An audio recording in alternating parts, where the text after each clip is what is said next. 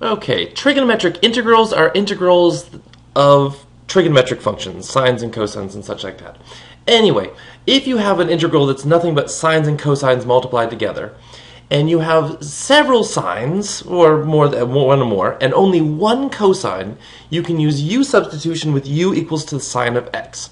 For instance, if you have sine to the fifth of x times cosine of x, you set u equal to the sine of x, du is cosine of x dx, and the whole integral turns into u to the fifth du, which is 1/6 u to the sixth plus a constant.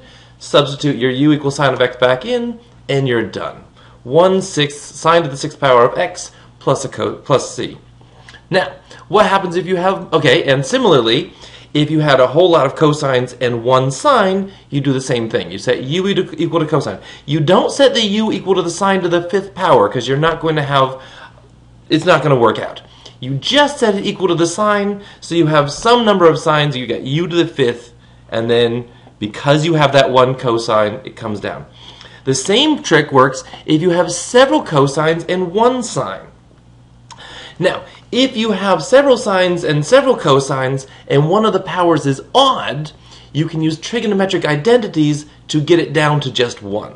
For example, cosine to the fourth times sine cubed of x. Now, we're not going to be able to do the trick with cosine to the fourth, but because we have an odd number, 3 sines, we can do this trick.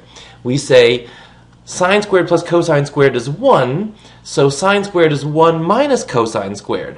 We turn the sine cubed into sine squared times sine, leave the cosine to the fourth alone, turn the sine squared into 1 minus cosine squared.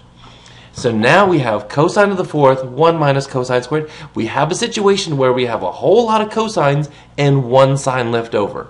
So we can set u equal to cosine, du is going to be negative sine x dx, bring the negative over to the other side. So this sine x dx is going to turn into du, I'm going to put the negative out front, and this is going to become u to the fourth times 1 minus u squared. Negative out front, u to the fourth, 1 minus u squared. You know, the du with the negative sign was sine of x dx. And if you multiply this out, you get u to the fourth minus u to the sixth. You could bring the negative in if you want. We'll worry about that in just a second. Which is, you can integrate these separately. U to the fourth is 1/5 u to the fifth. U to the sixth is 1/7 u to the seventh. We put the negative in, so the negative is with the first term, and the 2 negatives makes the second term positive. And then we just substitute back in u equals cosine, and we get the solution. Negative 1/5 cosine to the fifth of x plus 1/7 cosine to the seventh of x plus c.